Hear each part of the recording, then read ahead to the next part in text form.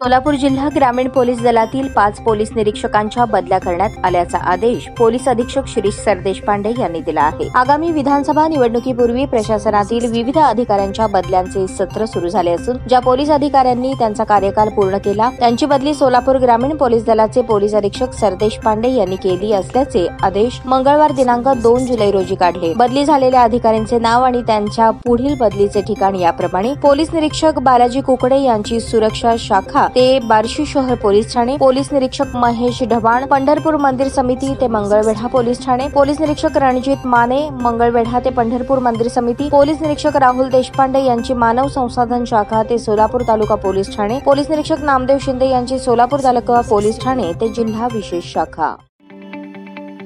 ताज्या बातम्या पाहण्यासाठी प्राईम महाराष्ट्र न्यूज चॅनलला सबस्क्राईब करा।